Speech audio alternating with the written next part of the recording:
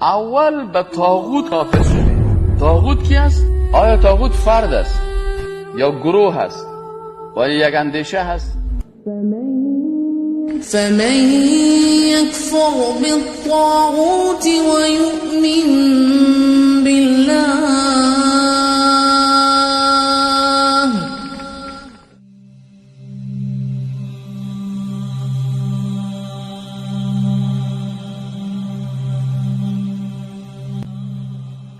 ببینین وقتی که ما کلمه طیبه را میخوانیم، در کلمه طیبه لا اله الا الله، اینجا اله کی هست که او را باید نفی کنیم؟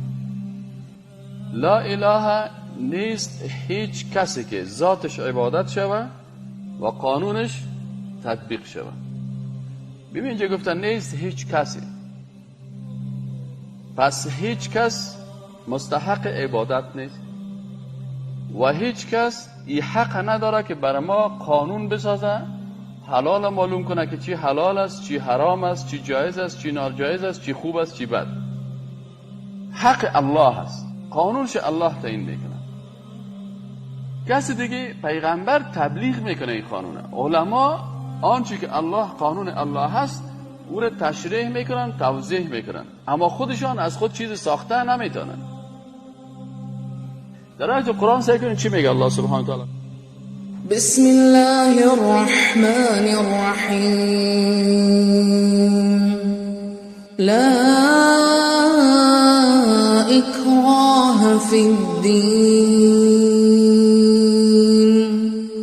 قد تبین الرشد من الغی فمن یکفر بالطاغوت ويؤمن بالله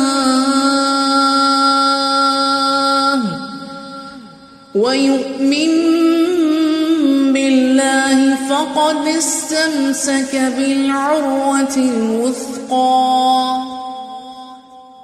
لا انفصام لها والله سميع عليم. فمن یکفر بالطاغوت و یؤمن بالله. پس اینجا دو چیز بر انسان نشان میده که مسلمان اول باید کافر شود. فمن یکفر بالطاغوت، اول باید کافر شوی. به چی کافر شوی؟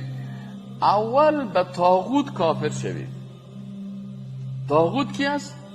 طاغوت کسی است که میخواد که قانون مخالف قانون الله بسازه. طاغوت کی است؟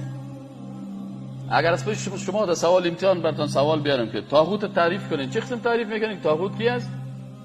کسی که پس طاغوت کیست؟ انسان است که قانون مخالف قانون الله میسازه. خود مطرح میکنه میگه بین بر ما رکوع کنین، بین بر ما سجده کنین. پس این طاغوت است.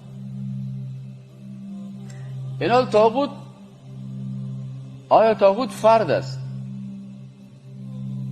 یا گروه است و یک اندیشه هست؟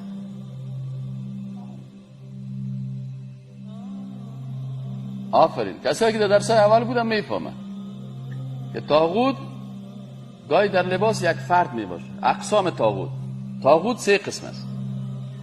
یا طاغوت به شکل یک فرد ظهور میکنن، طاغوت به شکل یک فرد ظهور میکنن، مثل فرعون. فرعون میگفت انا ربکم الاعلی، من خدایتان هستم، من براتون قانون میسازم، بین بر من عبادت بکنین، بین بر من سجده کنین، بین از قانون من پیروی بکنین. پس طاغوت قسم اولش فرد است. کدام طاغوت ها؟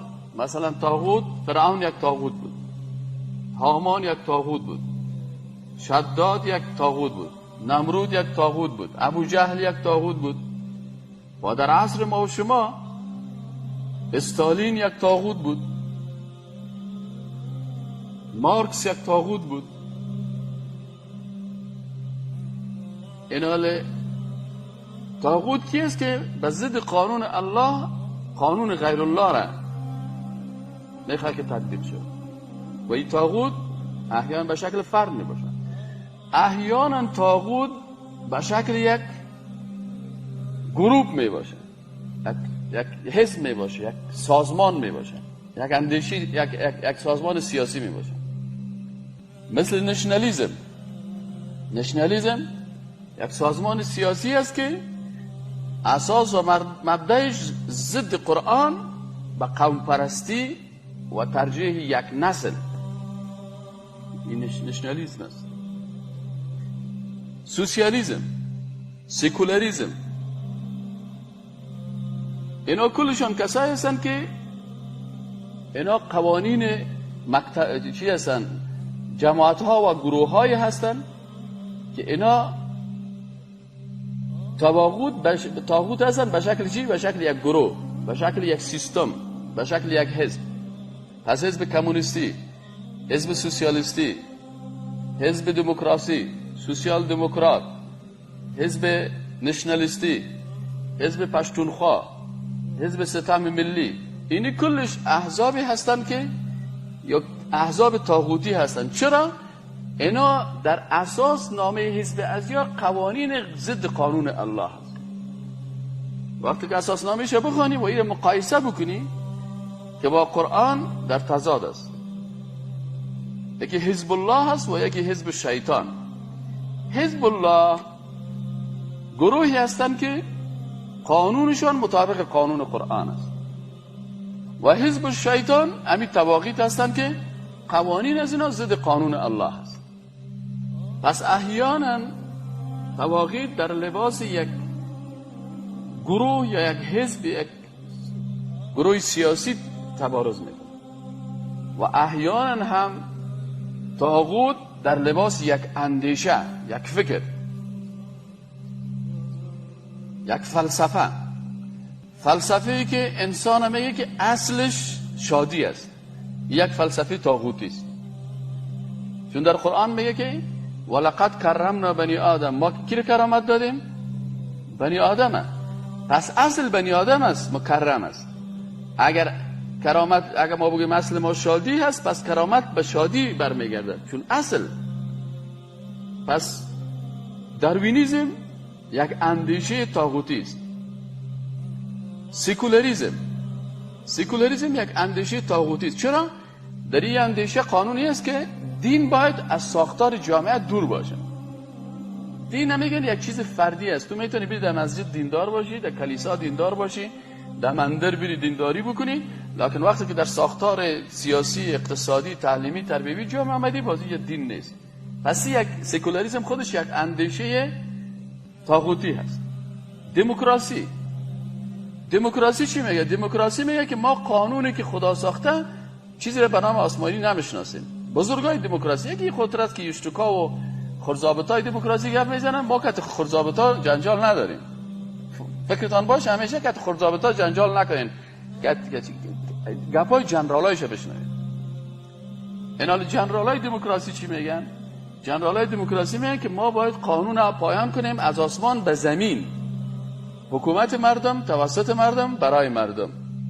پس اینجا چیزی در دموکراسی به نام آسمانی وجود نداره. از این خاطر اینه میگن که انسان سالاری. انسان سالاری چی معنی؟ یعنی انسان سالار قانون ساز است. انسان کسی است که قانون میسازه. پس خود دموکراسی از دیدگاه قرآن یک اندیشه طاغوتی است. چرا که قانون برای بشر میده. پارلمان اگر گفت شراب حلال است، اوکی شراب حلال است. اگر پارلمان گفت شراب حرام است، شراب حرام است. هر چیزی که هر قانونی که میسازه کی میسازه؟ پارلمان میسازه. پس پارلمان گروه از طواغیت هستند که قانون ضد قانون الله میسازه. کابل بانک کار کنه یا نکنه 6% 7%. پارلمان چی میگه؟ اگر پارلمان اعضای مسلمان باشه میگه برادر نه اونجا خواهی است، سری قرآن است، اینجا گپ نیست در پارلمان مطرح نکنین، بفرمایید. چون مسلمان ها شورا دارن. در شورا چی مطرح میشه؟ او چیزی که در اون نص صریح نباشه. بانک سعودی کار کنه یا نکنه، در دفتر پارلمان وقتی که مطرح میشه در شورای مسلمان ها، پارلمان که از کلمه غربی است که مربوط به دموکراسی میشه. پس وقتی که شورای اسلامی باشه، شورای اهل حل و عقد باشه، وقتی که مسئله سود مطرح میشه باش میگه الله اینجا جای مناقشه نیست، سود حرام است خلاص. اما اگر مناقشه کرد که نه سود باشه 5% باشه یا 4% باشه یا 2% باشه، پس اینا مجموعه از طواغیتی هستند که قانون ضد قانون الله میسازند. پس احیانا طاغوت در لباس چی می باشه؟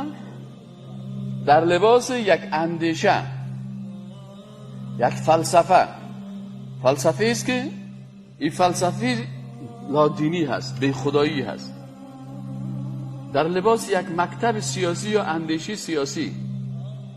والله در اندیشه ما چی هست؟ ما سوسیال دموکرات هستیم. چی معنی سوسیال دموکرات؟ والله ما را خوش میاد که اقتصاد اسلامی را خوش داریم، اقتصاد مارکسیستی را خوش داریم. پس این احزاب و گروه هایی که یا اندیشه هایی که اساسی از اینا چی باشه؟ قانونشان در تضاد با قانون خالق باشه، اینی چی هستن؟ طاغوتی هستن. مارکسیسم، لنینیسم، سوسیالیسم، دموکراسی، داروینیسم، فلسفه های عقلگرایی، فلسفه های حسگرایی، ماده پرستا، ماتریالیسم، اینی اکثرا اندیشه هایی هستن مثلا فری مسونرز که شیطان پرستی هست. این کلش گروه هایی هستن که کلشان به شکل اندیشه در لباس یک طاغوت هستن. این آیت قرآن چی میگن؟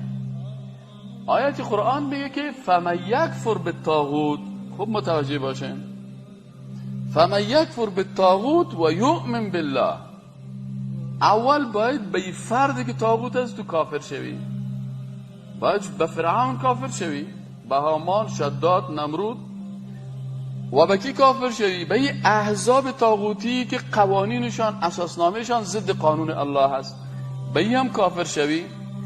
و سوم چه قسم به کی کافر شوی؟ سوم به اون اندیشه هایی که اندیشه های ضد قانون الله هست، اندیشه های ضد دین الله هست، ضد قرآن هست. این با این اندیشه ها باید کافر شوی. اول باید به این کافر شوی. این حال کسی که در یکی از این احزاب است و پیروی یکی از این اندیشه ها میکنه، بازی خود کافر به اون نشد دیگه، این خود او داخل است. اول باید اگر در این احزاب و در این گروه ها و در این اندیشه ها هستی، اول این اندیشه ها رو اصول برتی. قرآن هم تو میگه فمن یکفر بالطاغوت، بکل هستی فرد باشه یا حزب باشه یا اندیشه باشه، به این طواغیت اگر کافر شدی و یؤمن بالله، بعد از ایمان به الله آمد، باز میگه فقد استمسک بالعروة الوثقی، باز میگه این تمسک ورزیده بشی و عروة الوثقی. عروة الوثقی چی میگه؟ ریسمان محکمی هست که یک طرفش در دست تو است، قرآن عظیمشان، و یک طرف دیگهش در ید دست بلاکیف الله سبحانه و تعالی. او وقت باز تو از این ریسمان قلبت مرتبط است با الله و قانون الله را گرفتی به دست. اونجا هست که فقد استمسک بالعروة الوثقی. پس یکی مسلمان افغانی هست، یکی مسلمان قرآنی. مسلمان افغانی چه قسم مسلمان است؟ مسلمان است که میگه با صد گروه آشنا باش، با خدا باش. یعنی کمونیست شو، سوسیالیست شو، دوست شو، قمارباز شو، باستر اجازه میتونی با خدا هم باش. یعنی اینجا کت شراب فروشا بگرد، باید بگه من با خدا هستم. اونجا کت رقاصه ها خوب آمده چکر بزن، باید بگه من با خدا هستم، با صد. این مسلمان افغانی هست. این اندیشه قبیلوی و قبل از اسلام افغانستان است. اما مسلمان قرآنی کدام مسلمان است؟ مسلمانی است که اول به این عادات و رواج ها و گروه ها و احزاب به این کافر شود و یؤمن بالله، بعد از به الله ایمان بیاوره. باز اونور قرآن میگه که فقد استمسک بالعروة الوثقی، اینی هست مسلمان قرآنی.